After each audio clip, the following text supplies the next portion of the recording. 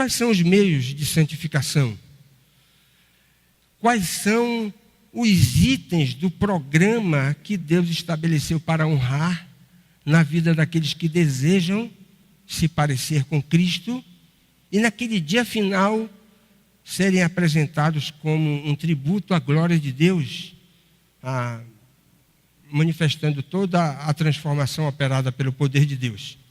O primeiro meio e o mais importante de todos é a palavra de Deus.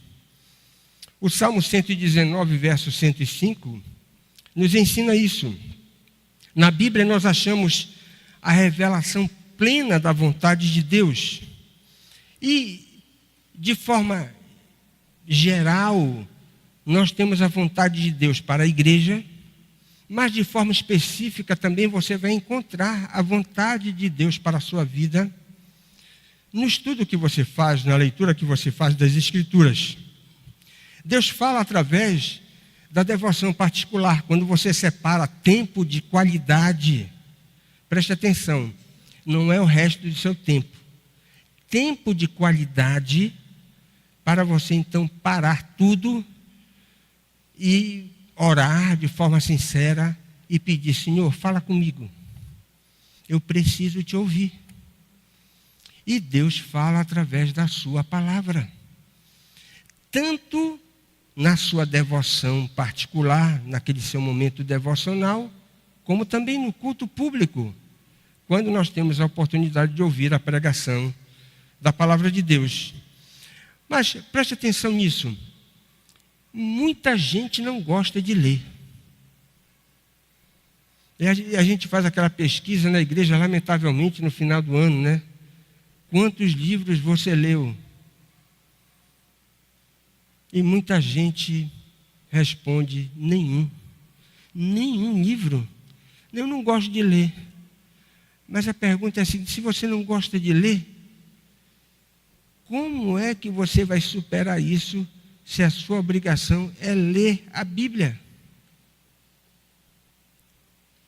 E preste atenção, ninguém nasce lendo gostando de ler.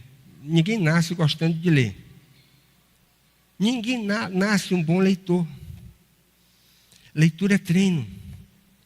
E quanto mais você se exercita, mais você passa a ter prazer naquilo que você está se obrigando a realizar. Mas talvez você diga: olha, esse não é o meu problema. Eu sou um leitor voraz. Mas você pode ser até um leitor voraz. Mas preste atenção. Isso não lhe credencia como alguém que verdadeiramente vai se beneficiar na leitura das Escrituras. Porque você pode ser um leitor desse tipo e fazer uma leitura mecânica. Isso não vai redundar em nenhum benefício espiritual para a sua alma. Você precisa ler com humildade, tendo a consciência que através desse meio de graça, Deus pode falar para você aquilo que você precisa ouvir acerca da sua vontade para a sua vida. A palavra de Deus é fundamental no processo de santificação. Se nós não temos uma comunhão íntima com a palavra de Deus, eu posso garantir para você, talvez você passe 10, 20, 30, 40 anos como crente, você vai chegar depois de 40 anos patinando na fé, sem compreender muita coisa a respeito do Evangelho, porque você não procurou buscar conteúdo espiritual na palavra de Deus. O segundo meio de graça é a oração. Novamente, nós precisamos separar tempo de qualidade para buscar a presença de Deus. Nas Escrituras, Deus fala conosco. Através da oração, nós falamos com Deus. Então, a comunhão que Deus estabeleceu para os seus filhos é uma via de mão dupla. Ele fala conosco através da sua palavra e nós falamos a Ele através da oração que é o meio de graça que Ele próprio estabeleceu para que tivéssemos comunhão com Ele. Interessante que Jesus viveu neste mundo sem pecado. Sem nenhum pecado. Jesus não foi submetido a nenhum processo de santificação, porque Ele já era perfeitamente santo. Santo num grau absoluto. Mas olha o que diz as Escrituras em Lucas capítulo 3. Depois de Jesus ser batizado, estando ele a orar, o céu se abriu. Irmãos, tem muita gente precisando que o céu se abra. E gente passando por muitas dificuldades, muitos problemas. Não tem outra maneira do céu se abrir, senão através da oração. E olha, presta atenção nisso. Se Jesus precisava orar, e foi o homem quem mais orou, quanto mais nós. Quanto mais nós. O terceiro meio de graça são os sacramentos. A Bíblia nos ensina que existem apenas 2 sacramentos, o batismo e a ceia.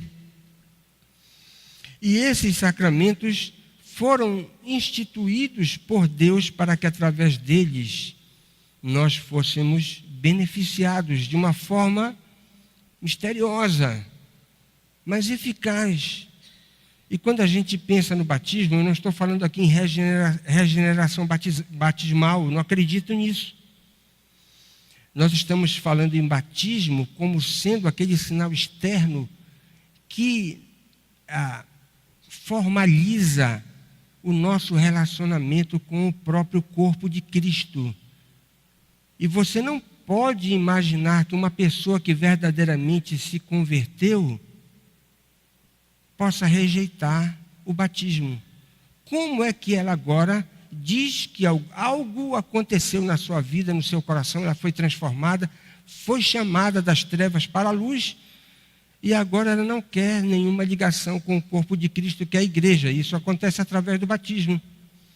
Quando eu falo sobre esse assunto, só me vem à mente a história de Constantino, o imperador romano, que tinha uma mãe crente. E ele venceu e se tornou imperador, e ele promulgou o Edito de Milão, fazendo com que agora o cristianismo deixasse de ser uma religião ilícita para ser uma religião lícita. Mas o bispo da época disse o seguinte: olha, o imperador se converteu, então foi propor para ele que ele fosse batizado. Ele pegou e disse: olha, não quero. Você não quer ser batizado? Não quer se ligar à igreja de maneira formal? Se tornar um crente comprometido com o corpo de Cristo? Ele disse: não. Eu só vou me batizar quando eu estiver no leito de morte. Aí fica uma dúvida. Será que de fato mesmo esse homem se converteu? Porque ele não quer ligação com o corpo de Cristo. Como assim? Jesus não autorizou esse tipo de crente. Crente que não quer compromisso com a igreja. Não existe. O segundo sacramento é a ceia, que Deus estabeleceu também para que através de uma dramatização daquilo que aconteceu no Calvário, o corpo de Cristo foi partido, o seu sangue foi derramado, e agora nós temos 2 elementos que simbolizam isso, e a nossa participação condigna na ceia do Senhor fortalece o nosso coração, a nossa fé.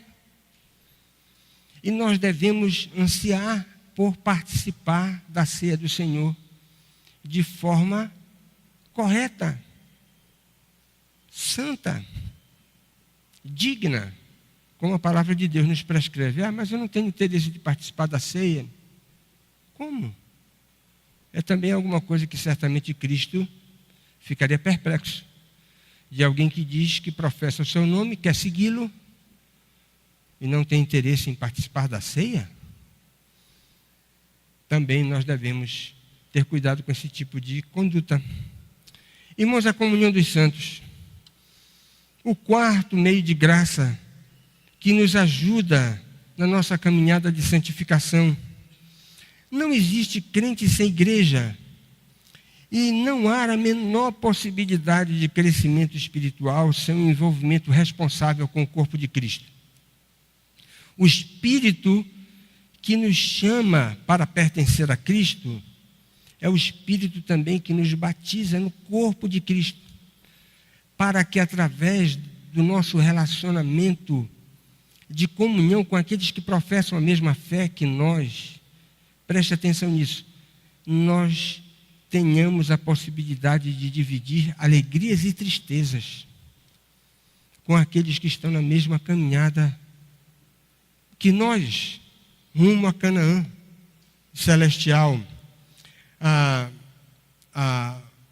O Espírito jamais salva uma pessoa para mergulhá-lo numa experiência espiritual egoísta, individualista, sem que essa pessoa seja chamada para experimentar comunhão com aqueles que professam a mesma fé que ela. Irmãos, negligenciar a comunhão dos santos, nós estaremos dando um tiro no pé, porque sem a experiência profunda na comunhão dos santos, nós não iremos crescer na estrada da santificação, como Deus espera que cresçamos. E por último, a providência divina. Olha que coisa interessante. Deus age de forma misteriosa, fazendo com que na nossa vida nós venhamos a experimentar situações favoráveis e situações adversas. Através desses dois tipos de experiências, Deus nos permite crescer. Ele opera através do seu poder para santificar a nossa vida. Eu repito, tanto em experiências positivas, quanto em experiências negativas. E você fica pensando assim, mas será que crente sofre? Crente sofre.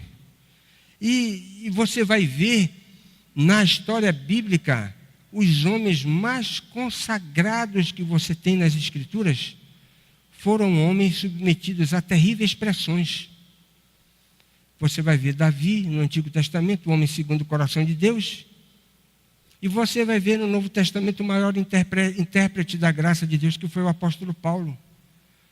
Todos dois nos mostram um catálogo impressionante de sofrimentos, nos fazendo crer que a fé não é um salvo-conduto para que possamos evitar as dificuldades próprias da existência.